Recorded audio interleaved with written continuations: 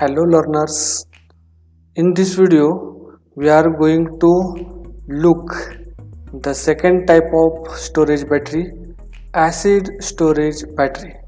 Under the title acid storage battery, let's discuss the lead acid storage battery. Lead acid storage batteries has vast application in our day-to-day life.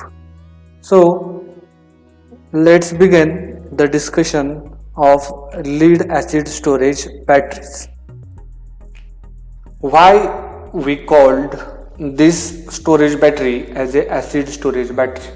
The answer of this question is whatever EMF is generated by this battery depends on the activity of acid. If the EMF of the batteries depend on the activity of acid, then such type of battery is called as a acid storage battery. This acid storage battery is first invented by the French physicist Gaston Planté in 1859. The representation of the battery. This is the representation of the battery. PbSO4 solid, H2SO4 aqueous, PbSO4 solid, PbO2 solid, Pb solid. As this is the battery, this battery contains three main important parts. The first part is the anode. We know that the anode is the electrode on which oxidation reaction is possible. Here the lead metal plate are act as a anode. The second important part of this battery is the cathode.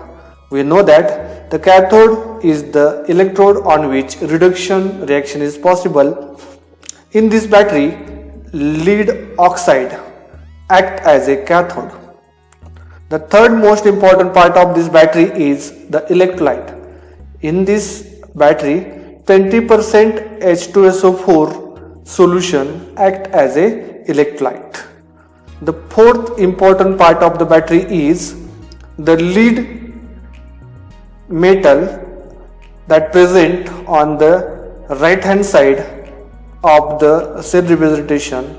That lead metal is act as a inert metal. That means there is no any role of this lead in the working of this battery. So these four parts are important as far as the acid storage battery is concerned.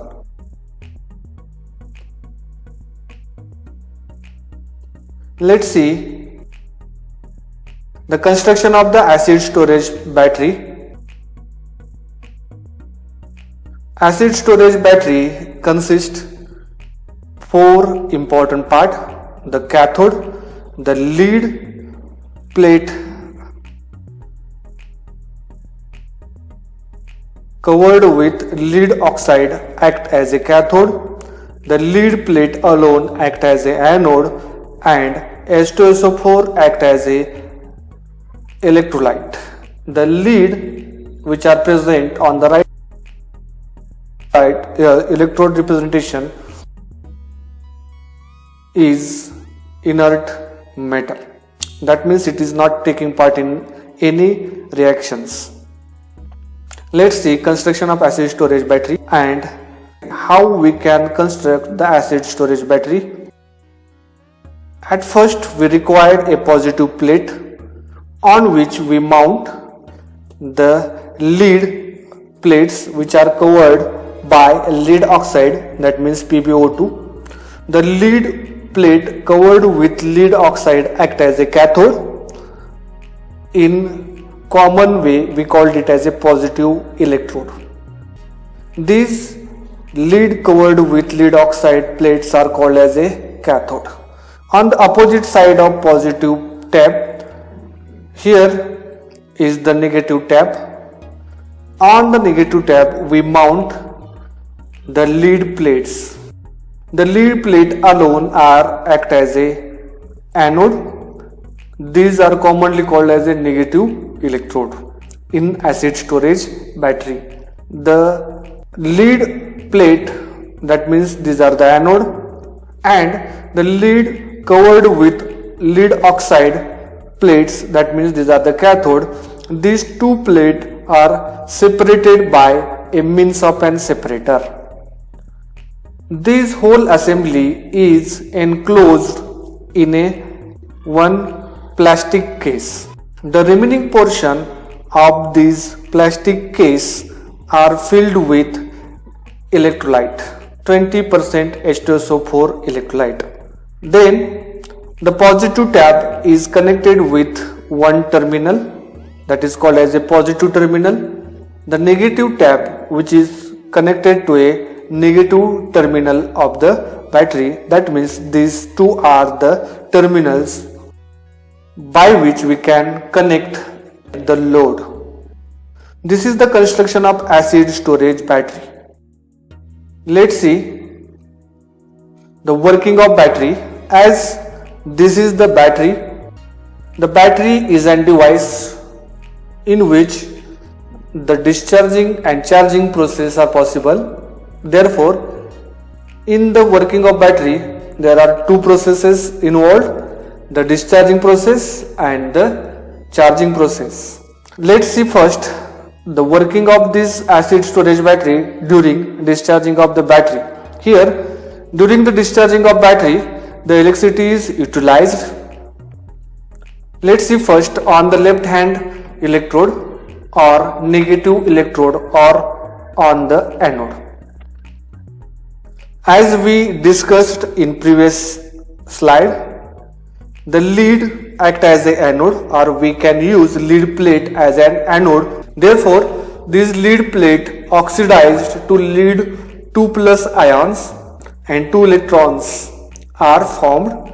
This lead 2+ ions goes into the electrolyte, and the 2 electrons that are generated in this reaction goes towards the cathode.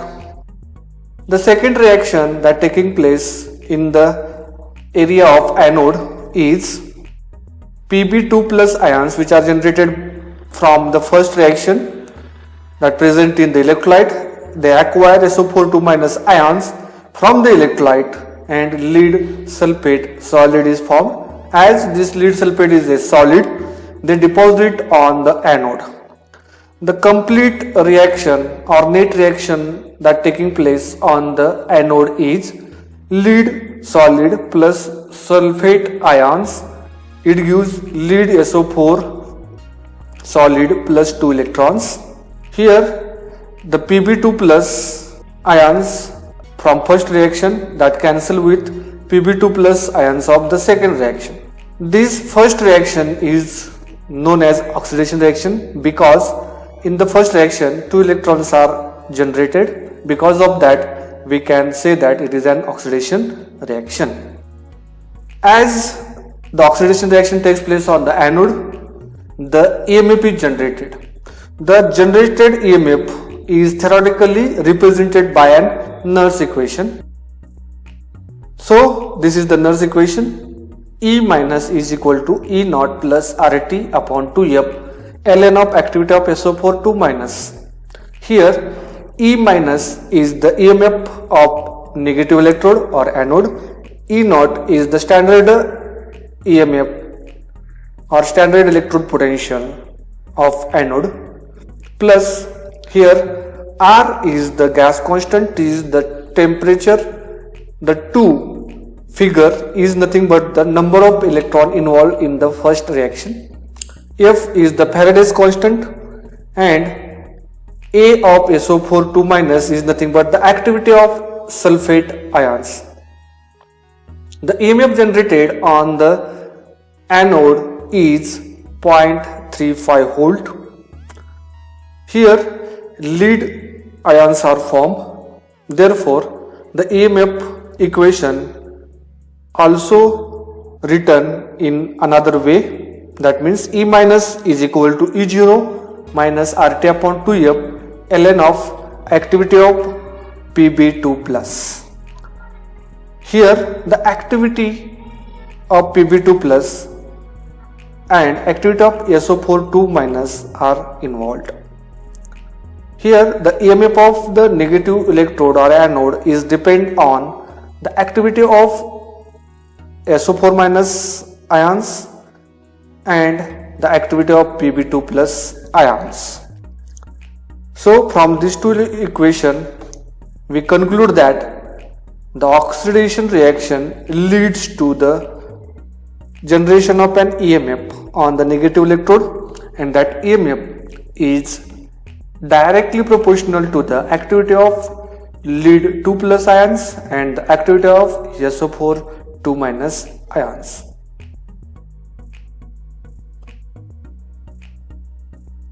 Let's see the working of battery during discharging process. Let's see working of battery on the reaction taking place on the right hand electrode or positive electrode or the cathode. As we know that lead metal plates are covered with lead oxide act as a cathode, but here lead is inert one, therefore whatever reaction that taking place, that is because of the lead oxide that present on the lead metal. Therefore the first reaction is the lead oxide layer that present on the lead plate that acquire two water molecule and lead 4 plus aqueous ions are formed along with 4 OH minus ions. Both ions are goes into the electrolyte. The second reaction is the lead 4 plus ions that generated in first equation or reaction is acquired 2 electron from the anode and lead 2 plus ions are formed. The second reaction is the simple reduction reaction in which lead 4 plus reduced to lead 2 plus ions. The third reaction is lead 2 plus ions that produced after second reaction is captured SO4 2 minus ions from the solution and lead SO4 solid is formed. The secondary reaction is also takes place along with these three reactions, that is the 4H plus ions from the solution that acquire 4OH minus ions which are the product of the first reaction.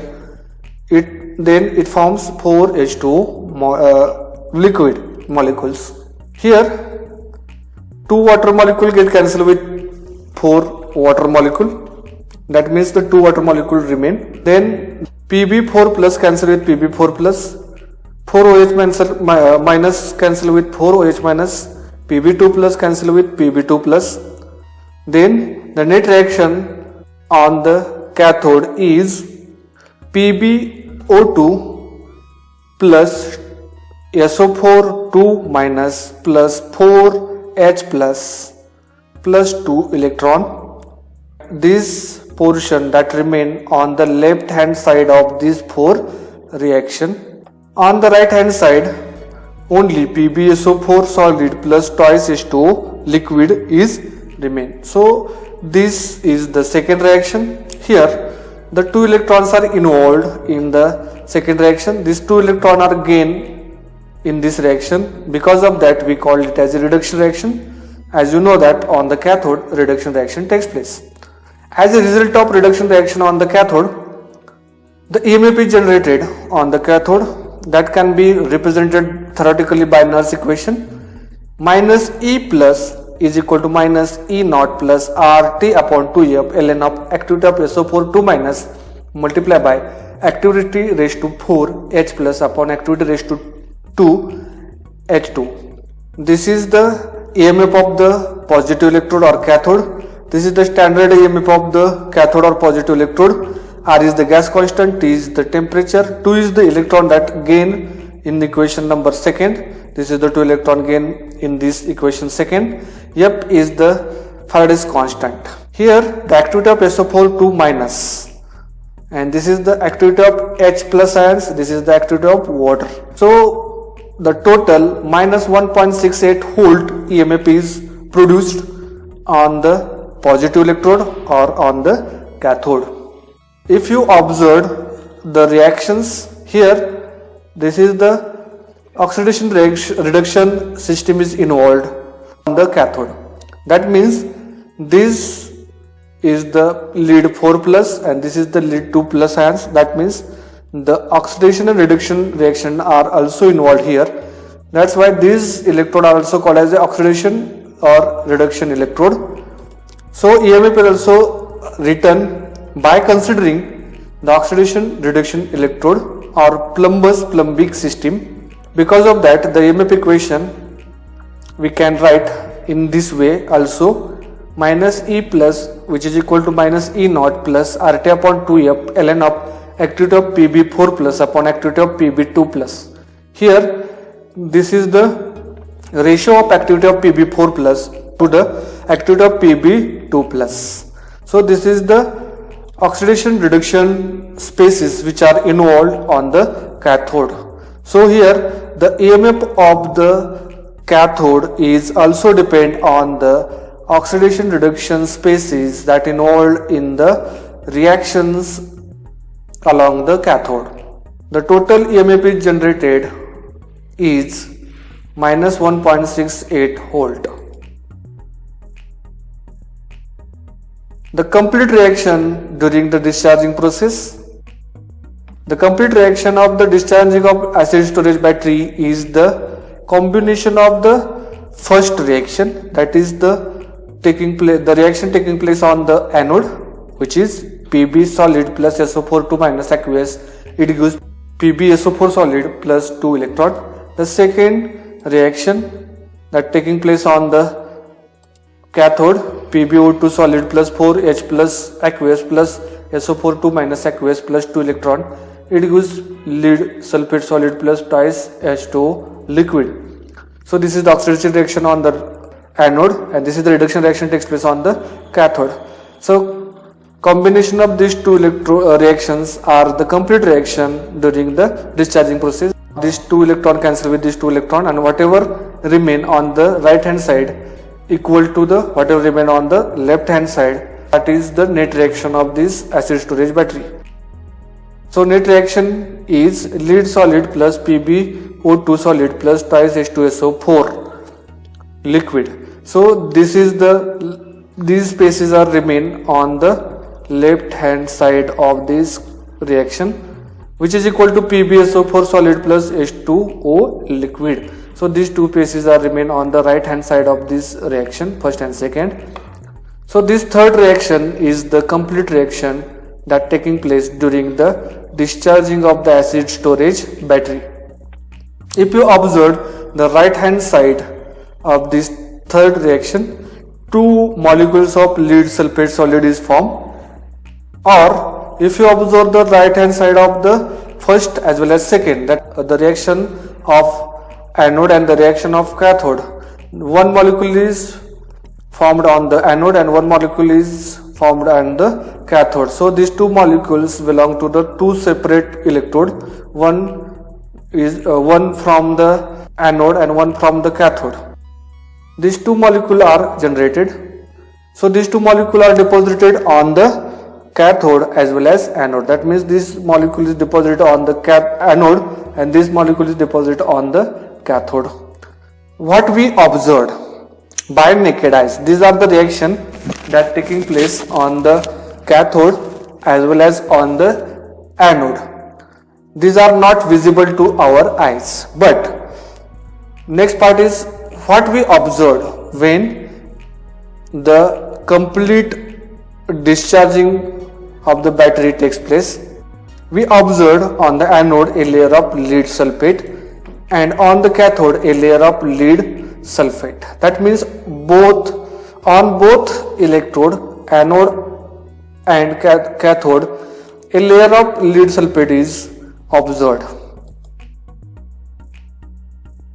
Let's see working of battery during the charging of the battery. Here we supply the electricity.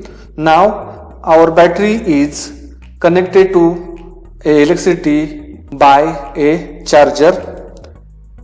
The complete reaction during the charging of the battery is exactly opposite reaction of the complete reaction of the discharging. So The complete reaction of the charging is lead sulfate 2 molecule plus 2 molecule of water, it gives lead solid plus lead oxide solid plus twice H2SO4 liquid. This is the fourth reaction. So fourth reaction is the complete reaction of charging process of the battery. After charging of the battery, if you observe the fourth reaction, it is exactly opposite reaction of complete reaction of discharging of the battery. Here in discharging, the 2 molecule of lead sulfate are formed, but in the charging process these 2 molecule of lead sulfate are consumed, and after completion of the charging process, the lead metal plates, the lead metal and lead oxide which are restored, and the H2SO4 electrolyte is also restored. That means if you observe the product of the fourth reaction, here the lead metal plates are restored, that means lead plates are restored.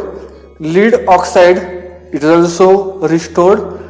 This is nothing but the anode, this is nothing but the cathode, and this is the electrolyte. So all the compounds are restored after complete charging process.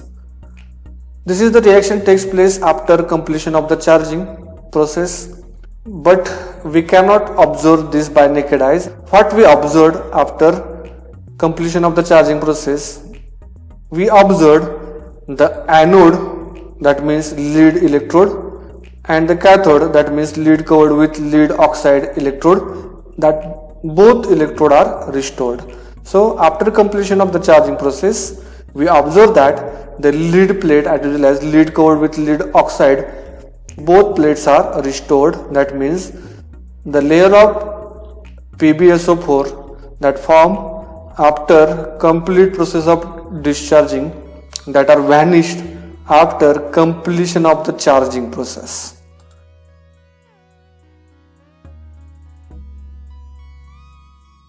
In previous slides, we discussed the complete reaction of the charging and the complete reaction of the discharging process of lead acid storage battery. Now we are moving towards the complete reaction of the acid storage battery.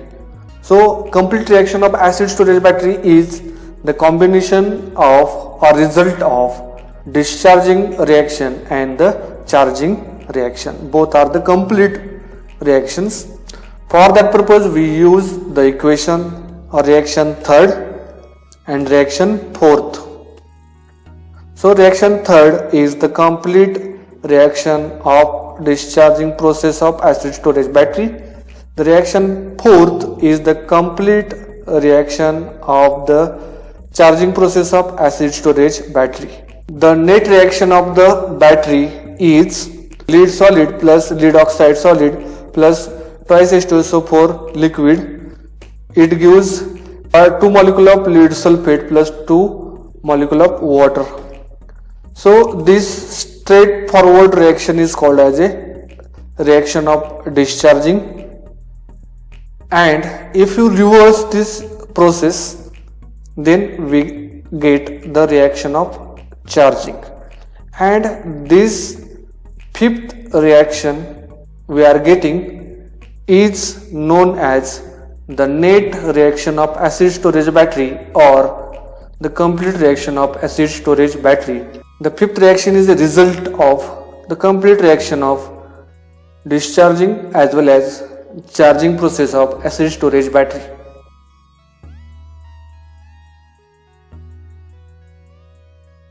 Here in working of battery, we already discussed about the complete reaction of discharging process of lead acid storage battery, complete reaction of charging process of lead acid storage battery, and in next part we can also discuss net reaction of the lead acid storage battery. So after completion of these reactions, the net EMF produced by this battery is 2.01 volt. That means 2.01 volt EMF is produced by the lead acid storage battery, as this is the common and regularly used battery. Storage battery has vast application in automobile sector.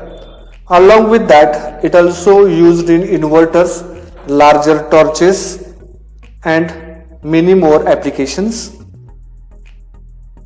So this is about the lead acid storage battery. Thank you very much. Please give your valuable suggestion below in the comment box. Also subscribe to our YouTube channel Wonders of Physical Chemistry. Please like and share.